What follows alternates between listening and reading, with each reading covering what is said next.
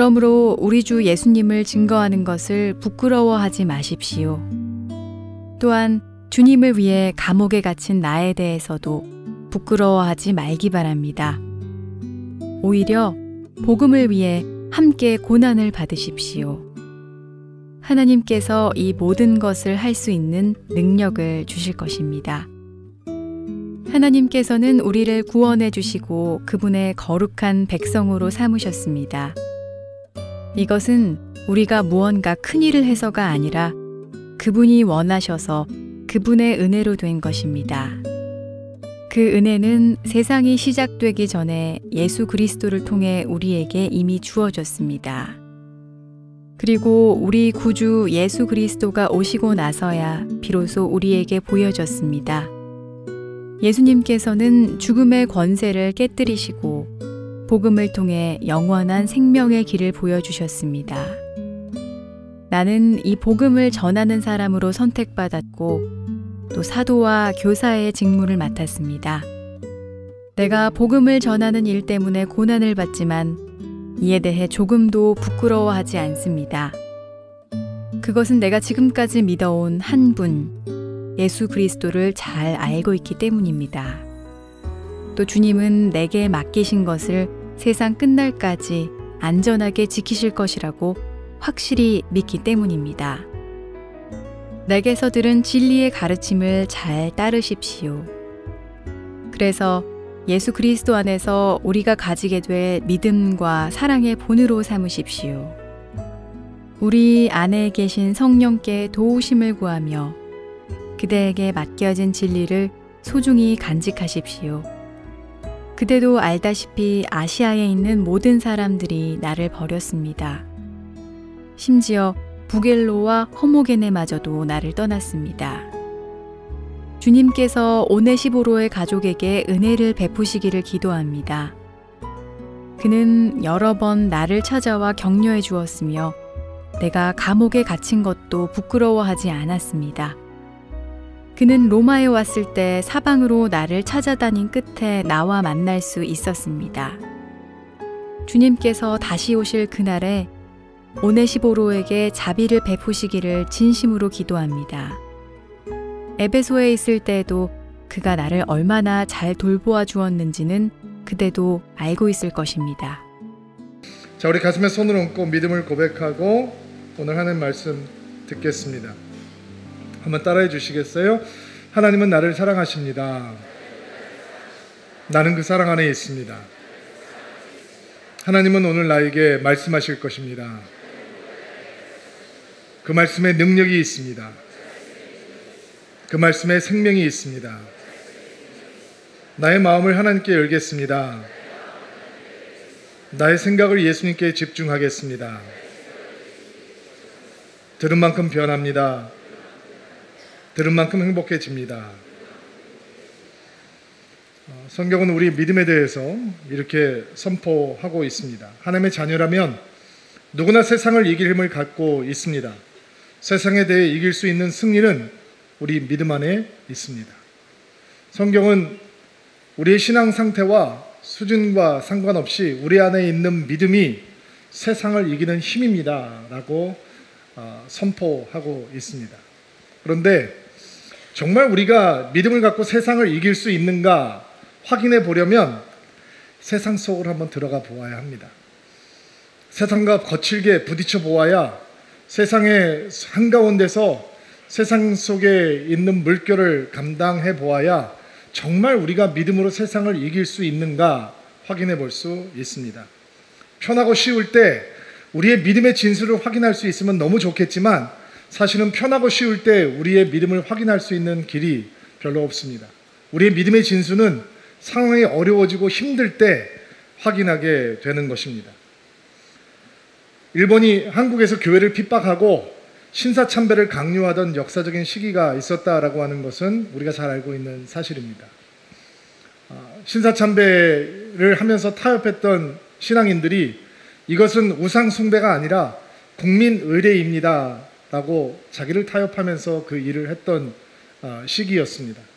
많은 교단들이 신사참배를 하지 않기를 작정한 목사들을 파면하고 목사를 면직하던 시기였습니다. 아마 신사참배를 거부했을 때 다가오게 될 핍박이 너무 두려웠기 때문에 그렇게 결정을 했을 것입니다. 그러나 그 가운데도 감옥에 가고 때로는 더 큰 핍박을 받더라도 더 큰 해를 당하더라도 결코 우상 앞에 머리를 숙이지 않겠다라고 결단했던 목회자들이 있었고 성도들이 있었습니다. 주기철 목사님 같은 분이 그 대표적인 분인데요. 그분에게도 연약한 육신이 있었고 어린 아이들이 있었고 병약한 아내가 있었고 효도해야 되는 어머님이 계시고 돌봐야 되는 교회가 있었지만 그는 목회자로서 예수를 믿는 사람으로서 우상에게 머리를 숙이고 목회의 길을 계속 걸어갈 수 없었기에 일사가고 신앙의 길을 선택하며 어려운 길을 걸어갈 수 있었습니다. 어쩌면 이 자리에 있는 모든 성도님들, 저를 포함해서 우리도 그 시대를 살아가고 있는 성도들이었다면 과연 우리는 그 타협의 길을 거부할 수 있었을까 생각을 해보게 됩니다. 어떤 분들은 목사님, 저는 절대로 그렇게 안 할 겁니다. 저를 무시하지 마십시오 라고 생각하는 분들이 있겠지만 사실은 여러분도 저도 그 환경 속에 처해보지 않고서는 정말 우리가 그렇게 할 수 있는 믿음이 있는지 없는지 확인할 길이 없습니다. 그래서 성도의 삶에서 유쾌하지 않은 고난이라고 하는 상황이 우리의 내면에 있는 믿음을, 최고의 믿음을 꺼집어내 주기도 하고 우리 내면에 있는 최악의 모습을 드러내기도 한다라고 말할 수 있는 것입니다. 바울이 고난을 당하고 있습니다. 감옥에 갇혀 있습니다. 풀려날 기약이 없습니다. 순교의 날을 앞두고 있습니다. 영향력은 사라지고 있었습니다. 그리고 바울이 고난 앞에서 어떤 사람들은 그들 안에 있는 최고의 믿음을 꺼집어냈고 어떤 사람들은 바울의 고난을 보면서 자기 안에 있는 최악의 믿음의 모습을 드러내 주었습니다. 15절부터 18절까지의 말씀인데요. 같이 한번 볼게요. 여러분이 15절 읽어주세요. 시작. 그대도 알다시피 아시아에 있는 모든 사람들이 나를 버렸습니다. 심지어 부겔로와 호모게네마저 나를 떠났습니다. 주님께서 오네시보로의 가족에게 은혜를 베푸시기를 기도합니다. 그는 여러 번 나를 찾아와 격려해 주었으며 내가 감옥에 갇힌 것도 부끄러워하지 않았습니다. 그는 로마에 왔을 때 사방으로 나를 찾아다닌 끝에 나와 만날 수 있었습니다. 다 같이 주님께서 다시 오실 그날에 오네시보로에게 자비를 베풀어 주시기를 진심으로 기도합니다. 에베소에 있을 때에도 그가 나를 얼마나 잘 돌봐주었는지 그대도 잘 알고 있을 것입니다. 아시아에 있는 수많은 성도들이 바울을 버렸다라고 얘기하죠. 아시아 지역은 로마 제국의 소아시아 지역, 지금으로 말하면 터키 지역을 얘기하고 있는 것입니다. 선교사로서 많은 곳을 다니면서 복음을 전하고 교회를 개척하고 위임하고 또 다른 지역으로 옮겨서 또 교회를 만들고 위임하고 이런 삶을 계속 살았던 사도 바울이 사람 때문에 실망을 경험해 보는 것이 이번이 처음일까요? 아닐 거예요.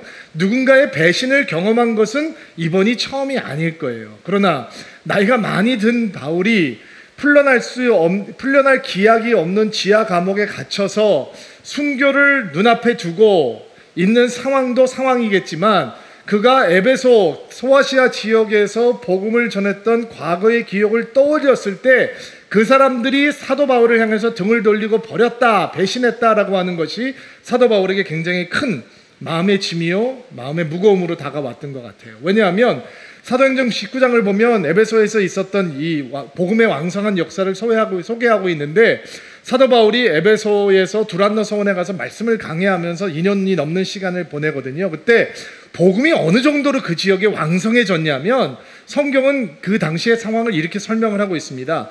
그리하여 아시아 제방의 모든 유대인과 모든 그리스인이 주님의 말씀을 듣게 되었습니다.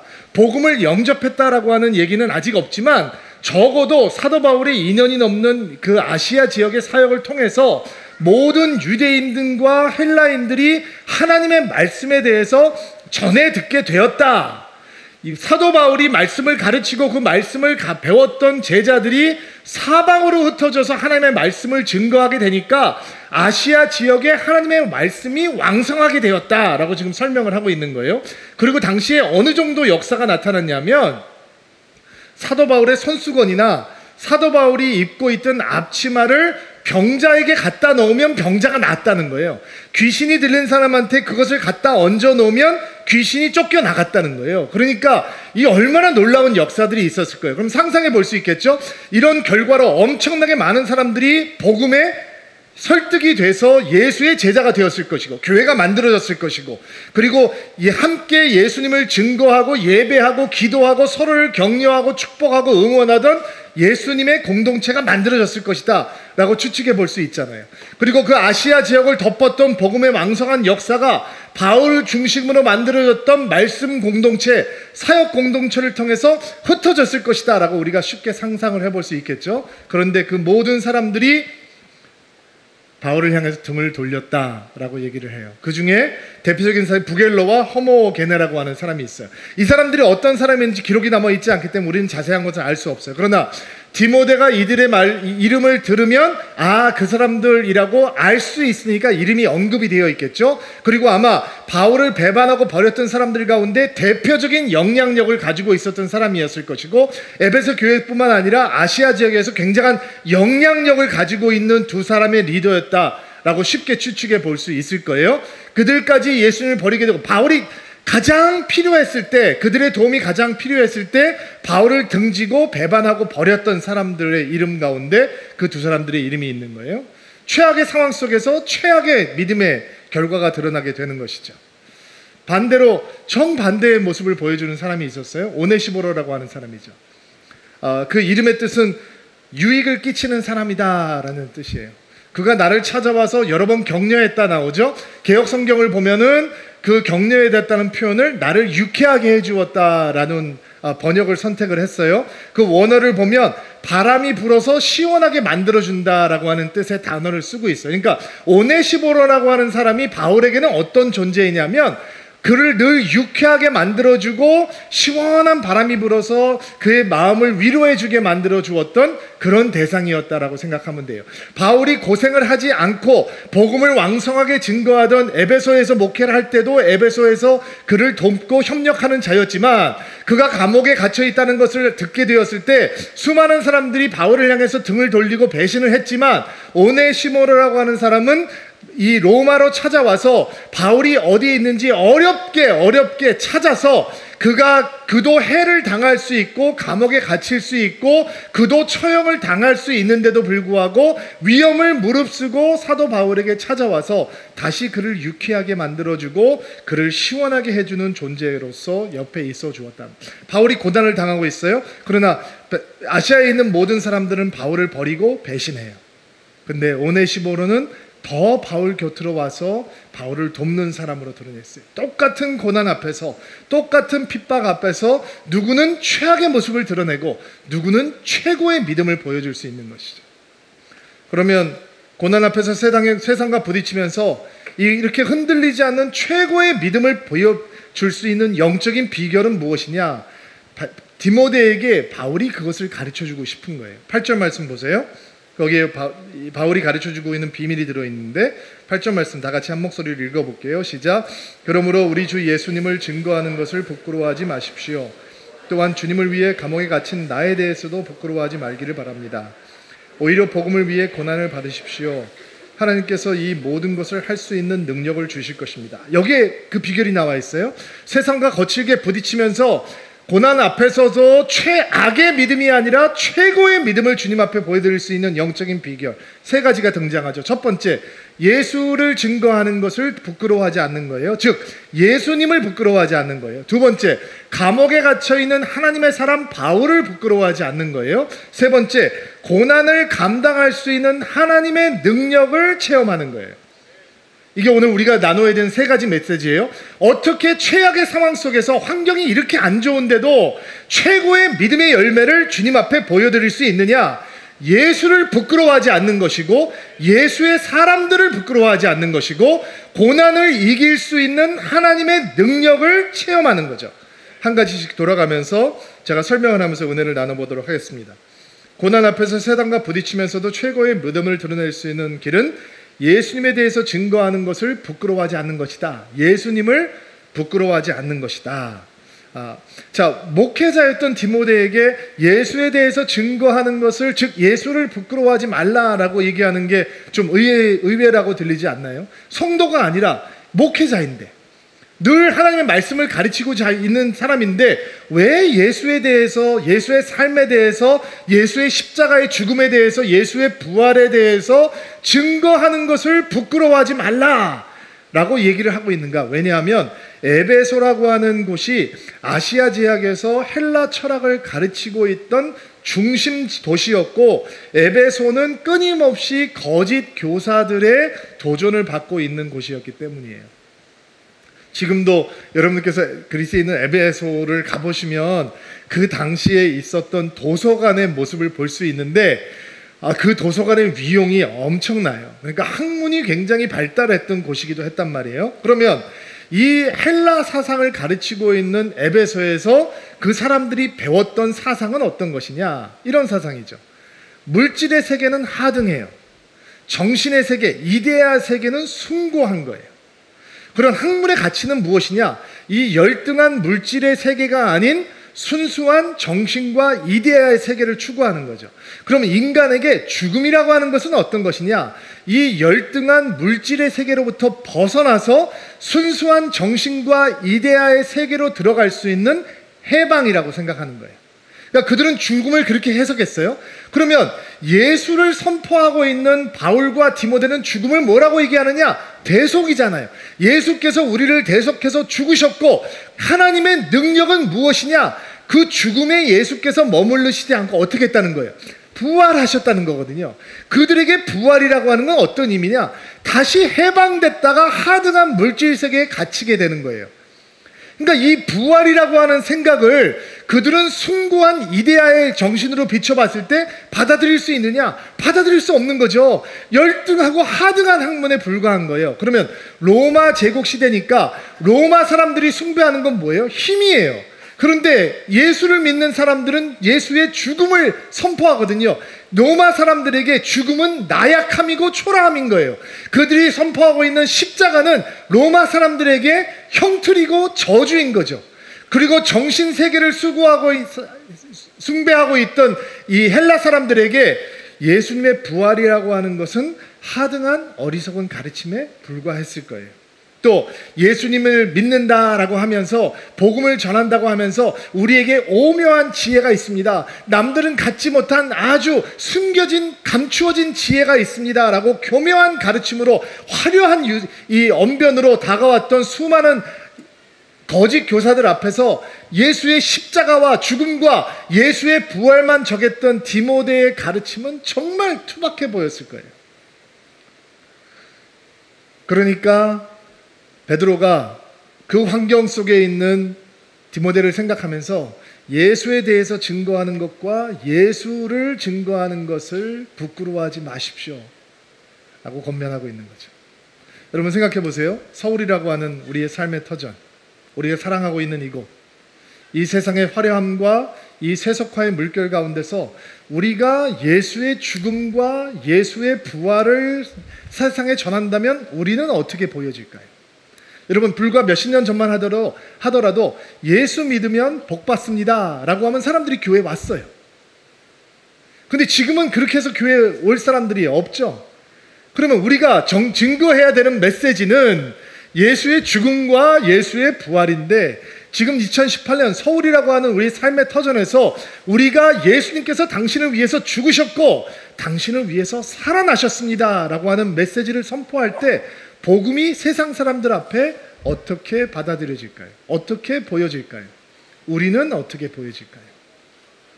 지금 우리가 살고 있는 이 세상에도 뭔가 좀 더 심오하고 오묘한 사상과 진리가 있을 텐데 라고 생각하지는 않을까요? 혹시 우리가 전하고 싶은 예수의 죽음과 부활이라고 하는 복음이 우리가 살고 있는 이 시대에도 조롱과 비웃음의 대상이 되고 있지는 않을까요? 만약 그렇다면 우리는 다시 한번 바울의 외침을 향해서 우리의 마음과 귀를 열어야 합니다. 예수에 대해서 증거하는 것을, 예수를 증거하는 것을, 즉 예수를 부끄러워하지 마십시오. 예수를 부끄러워한다라고 하는 것이 무슨 뜻일까요?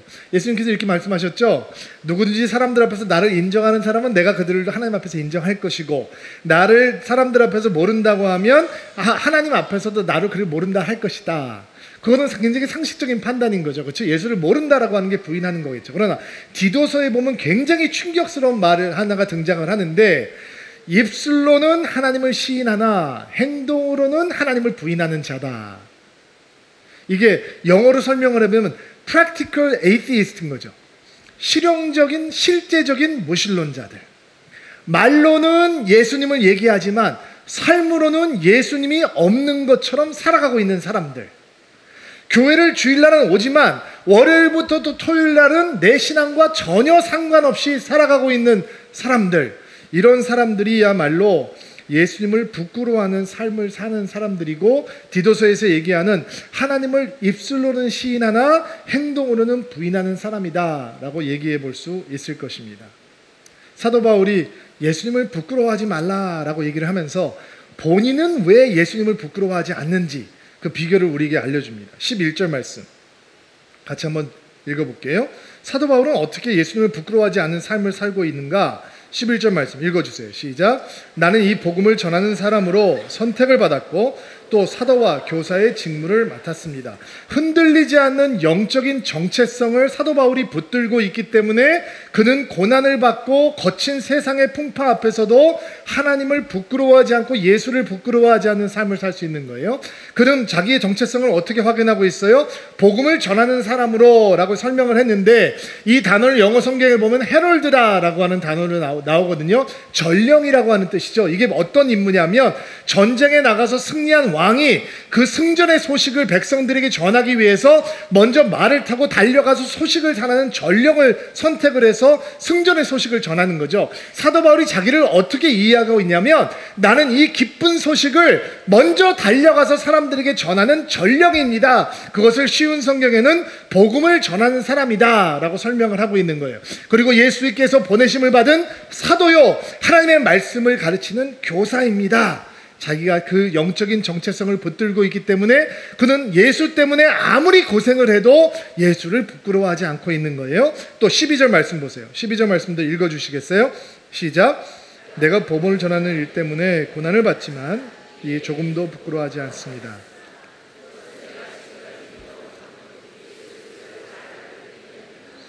또 주님은 내게 맡기신 것을 세상 끝날까지 안전하게 지키실 것을 확실히 믿기 때문입니다.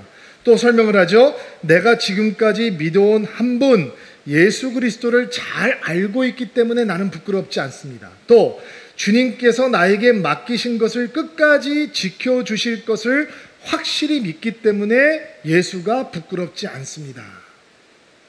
그 첫 번째, 그가 부끄러워하지 않는 영적인 정체성을 붙들고 있기 때문에, 자기가 누군지 알기 때문이고, 두 번째는 자기가 믿어온 그 한 분 예수 그리스도를 알고 있기 때문이다라고 얘기했어요. 그러면 지식적인 안다는 게 아니겠죠. 체험해서 맛보아서 예수를 알고 있다는 거예요. 경험적으로 맛보았기 때문에 친밀한 관계가 이루어졌기 때문에 알고 있다라고 얘기하는 거죠. 여러분, 종교 생활을 하면서 지식을 쌓아놓은 것과 예수를 사랑하고 예수의 사랑을 누리면서 예수님과 친밀한 관계를 가지고 있기 때문에 예수님을 안다라고 고백하는 것과는 완전히 다른 게 되는 거예요. 오래전에 한 언론에서 유명한 정치인을 인터뷰하는데, 그가 기독교에 대해서 갖고 있는 의식에 대해서 물어보았어요. 이름 얘기하면 여러분도 쉽게, 굉장히 인기 있는 정치인이었는데, 그가 우리 기독교에 대해 얘기하면서 이런 이야기를 했습니다. 우리나라의 기독교라 예수님이 하지 말라는 것은 골라가면서 한다. 기도는 골방에서 하라고 했는데 통성 기도하고, 왼손이 하는 일 오른손이 모르게 하라고 했는데 드러내놓고 자선행위를 한다. 외식하지 말라고 했는데 성전 엄청 크게 때려 짓는다. 얼마나 많은 교회들의 설교들이 대중을 무지와 미몽 속에 묶어놓는가. 대한민국의 교회가 많다는 것이 어떤 의미일까 나는 생각한다. 나는 아무 종교도 없지만 감옥에서 성경을 많이 읽었다. 좀 읽어봤다는 얘기죠. 복음서 뒤적겠다는 얘기예요. 정말 한국 교회는 어쩌면 이렇게 하지 말라는 것만 골라가면서 할 수가 있는가? 그런 점에서 나는 기본적으로 종교기관을 서비스업이라고 생각하는 사람이다. 정신적 안정, 그것이 장기간 지속되는 것이든 단기간에 사람을 마취시키는 것이든 그걸 주는 대가로 헌금을 받는 서비스업이라고 생각한다.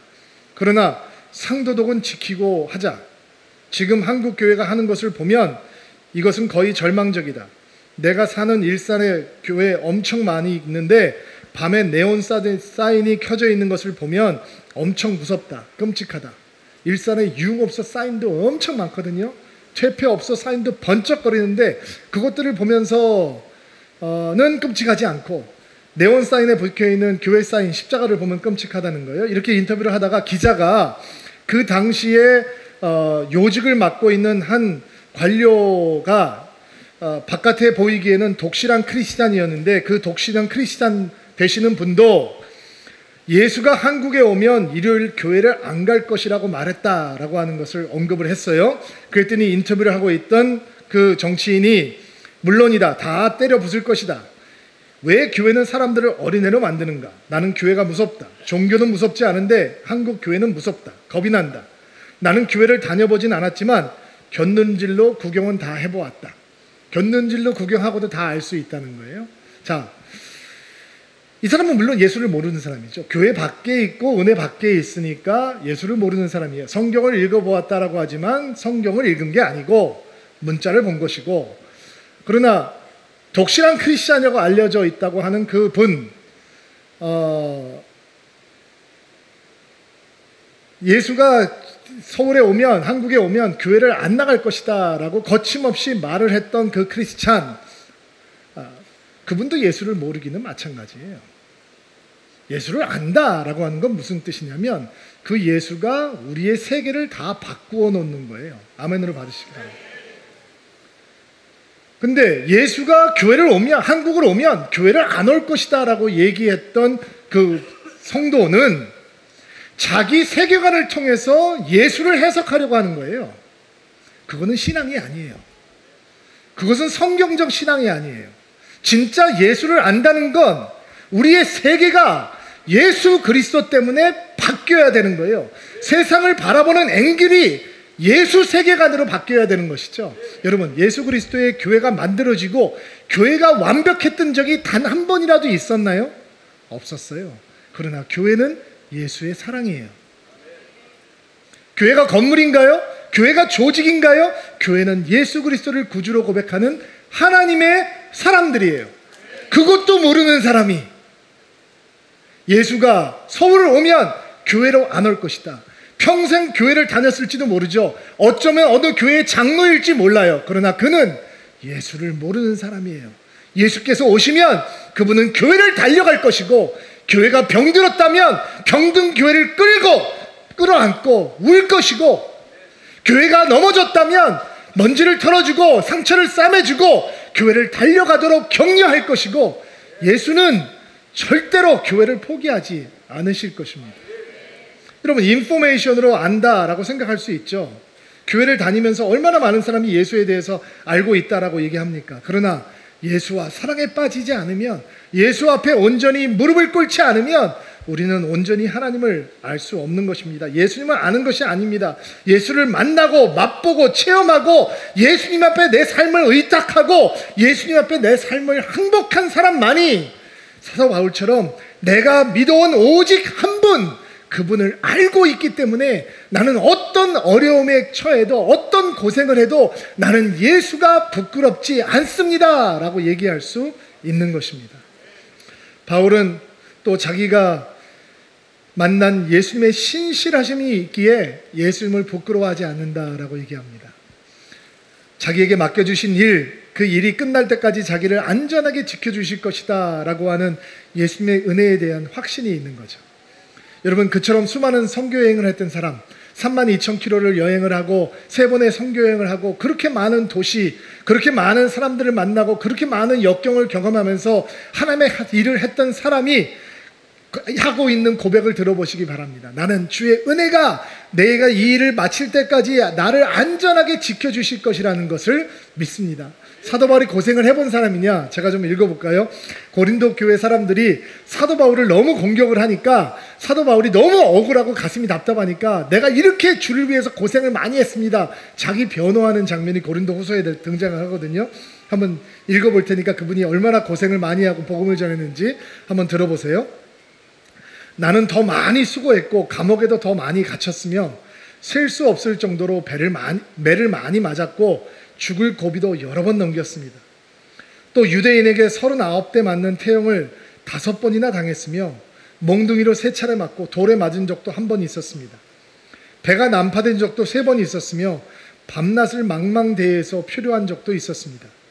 자주 여행을 하는 동안 강물의 위험과 강도들로부터 오는 위험, 내 동족들에게서 받는 위험, 이방인들에게서 받는 위험, 도시에서 당하는 위험, 환량한 광야에서 당하는 위험, 바다의 위험, 또 거짓 신자들로부터 오는 위험을 겪었습니다. 나는 수고하며 애쓰며 살았습니다. 잠 못 들어 밤을 지샌 적이 여러 번이고 배고프고 목마르고 굶기도 하고 자주 하고 추위에 떨고 헐벗음의 고통도 받았습니다. 다른 것은 접어두더라도 나는 날마다 교회들에 대한 염려로 마음이 짓눌렸습니다. 이렇게 고생하며 살았다는 거예요. 근데 그의 고백은 뭐냐? 그런데 내가 이렇게 고통을 당하고 어려울 때 주께서 나를 지키셨습니다. 그럼에도 불구하고 내가 주의 일을 온전히 감당할 수 있도록 하나님께서 도와주셨습니다. 이 은혜를 체험한 내가 어떻게 예수를 부끄러워할 수 있겠습니까? 라고 얘기를 하고 있는 것입니다. 예수님을 부끄러워하지 않는 삶은 결국 예수를 드러내는 삶을 사는 거겠죠. 한 공직에 취임하는 장로님이 계셨습니다.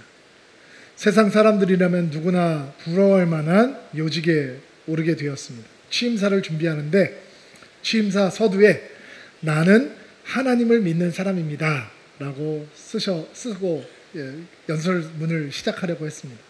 근데 그 보좌관들이 연설문을 본 다음에 안 된다.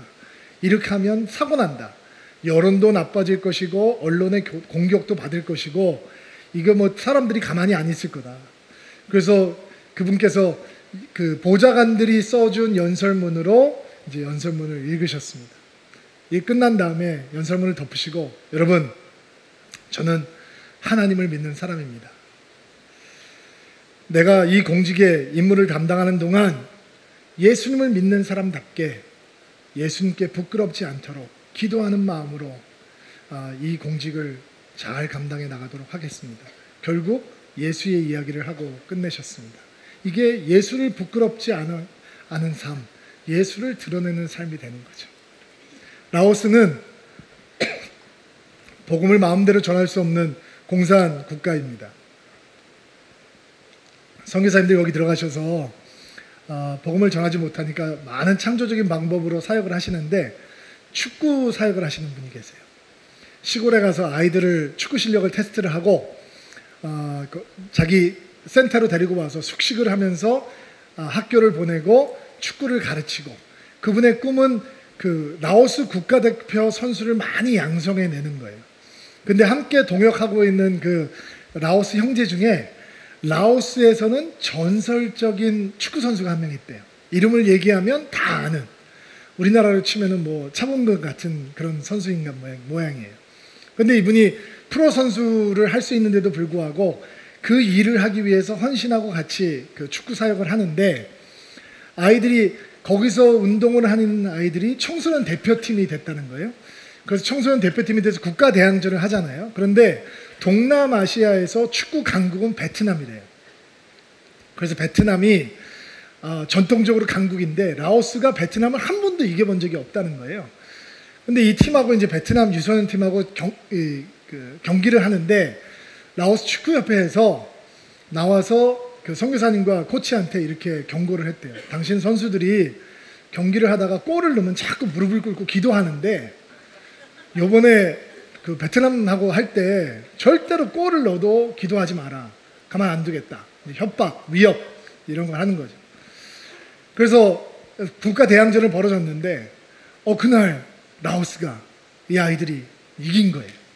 그런데 골을 넣을 때마다 그 하지 말라는 기도를 아이들이 모여서 옛날에 그 할렐루야 축구팀 선수들이 이렇게 했듯이 우리 국가대표팀이 그 독일하고 이긴 다음에 끝난 다음에 기도하는 모습이 그 카메라에 잡혔듯이 방송사고죠, 방송사고.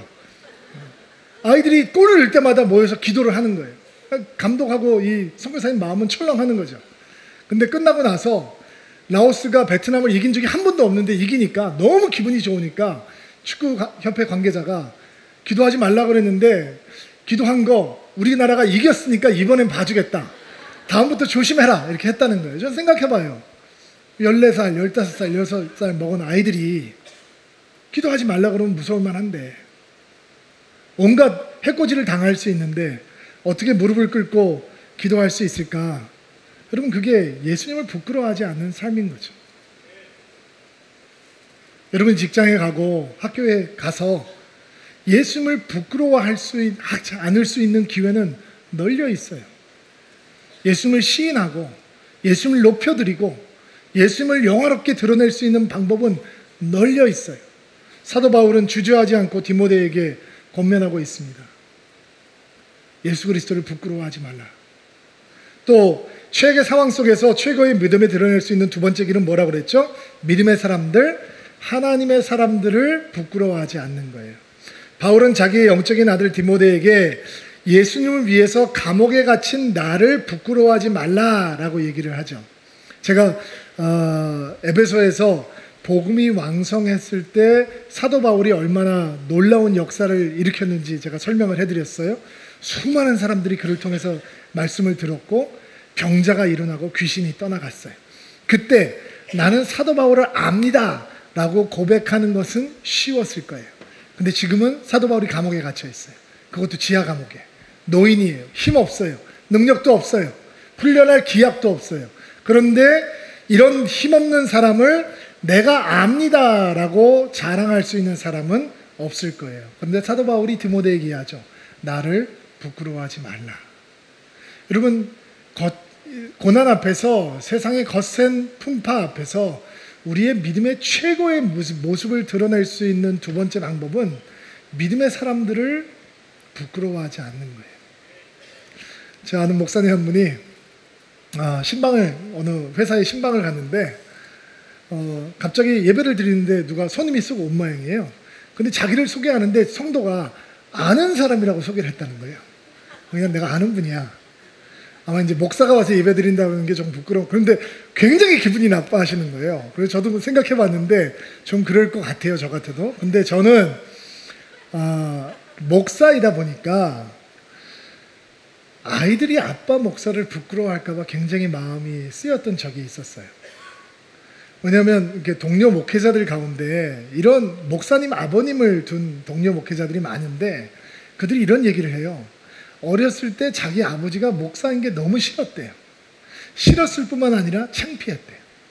남들은 그 학교 끝나면 집에 가는데 자기는 교회로 들어간다는 게 너무 창피했대요. 그리고 특별히 이제 개척교회를 하셨던 목사님들의 자제분들은 그냥 그 힘든 상황들이 너무너무 지긋지긋해서 나는 어른이 되면 절대로 목사가 안 되겠다라면서 컸다라는 얘기를 제가 심심치 않게 들어보았어요. 그래서 아이들을 키우면서 우리 애들이 목사인 아빠를 부끄러워하거나 이렇게 하면 안 되는데 라는 생각을 많이 했거든요. 근데 제가 큰아이가 사춘기 바로 시작할 때 제 컴퓨터를 가지고 메신저를 막 하다가 메신저 창을 닫지 않고 컴퓨터를 저한테 이제 돌려준 거죠. 그리고 제가 제 컴퓨터를 열고 뭐를 하려고 그랬는데 그 아이가 친구들과 대화하던 메신저 창이 뜨는 거예요. 읽을까요 말까요? 저는 고민하지 않고 읽었어요. 하나님께 주신 기회니까 떨리는 마음으로 두 가지를 알게 됐는데, 첫째로 중학교 2학년이었던 저희 딸이 욕을 한다라는 것에 깜짝 놀랐어요. 순진한 아빠였죠. 우리 딸이 욕을 하는구나. 너무 충격을 받아서 기도를 하게 됐고, 두 번째는 중학교 2학년짜리 애들이 서로 티격태격 하는데 친구들이 저희 딸한테 야, 너는 목사 딸이 왜 이래? 라고 얘기한다는 사실에 깜짝 놀랐어요. 야, 진짜 스트레스겠다. 자기네들끼리 다투는 것도 스트레스인데 아빠 직업 때문에 다른 뭐 사업하는 아버지 애들은 그런 얘기 안 들을 거 아니에요. 너 사업가 딸이 왜 그래? 너 뭐 선생님 딸이 왜 그래? 뭐 이런 건 얘기 안 할 텐데 제가 목사다 보니까 애들도 너 목사 딸이 왜 그래? 라고 하는 얘기가 참 듣기 싫겠다. 저희 막내가 언제 한번 어느 성도님 집에 갔다가 텔레비전을 켜놓은 모양인데 텔레비전에서 어떤 드라마가 나오니까 저거 무슨 드라마네? 이렇게 얘기를 했는 모양이에요. 그러니까 그 성도가 저희 딸한테 목사 딸도 이런 거 보네? 이런 얘기를 했다는 거예요. 그럼 뭐 목사 딸은 기독교 방송만 보고 다나? 뭐 새롭게 하소서 뭐 이런 것만 보고 다나? 근데 이제 그 얘기를 들은 저희 아내가 깜짝 놀라서 애들 좀 조심시켜야 되겠다 이런 얘기를 하는 거예요. 그런 이런 목사다 보니까. 근데 제가 이제 저희 큰아이 둘은 철이 들어서 이제 어른이 돼가고 있고 저희 막내들 키우면서도 미국에서도 그렇고 한국에서도 그렇고 하나님께서 저에게 은총을 베풀어 주셔서 성도들이 정말 저희를 목회자를 사랑하고 존중해주는 교회에서 목회를 하다 보니까 아이들이 목회하는 아빠의 모습을 보면서 목사인 아빠가 부끄러운 게 아니라 목사인 아빠가 자랑스러운 모습을 갖게 됐어요. 제가 하는 게 아닌 거죠. 성도들이 그렇게 만들어주는 거죠. 제가 여러분을 수치스럽게 생각하면 내가 좋은 목회자가 아닌 것처럼 성도인 여러분이 목회자인 우리들을 부끄럽게 생각하면 좋은 성도가 아닌 거죠. 우리가 믿음의 사람들인데 다 허물이 많은 믿음의 사람들인데 서로의 모습을 보면서 우리가 서로의 모습을 수치스럽게 생각하면 믿음에 도움이 안 되고 우리가 허물이 많은 믿음의 사람인데도 불구하고 서로를 부끄럽게 여기지 않고 서로를 소중하게 여기는 것이 우리의 믿음에 너무 큰 도움이 된다는 거예요. 여러분, 믿음의 사람들을 소중하게 여기는 여러분들이 되기를 주의 이름으로 축복합니다. 그럼 믿음의 사람들, 하나님의 사람들을 부끄럽지 않게 생각하려면 기억해야 되는 것이 있는데 13절, 14절 말씀만 볼게요. 읽어주시겠어요? 시작.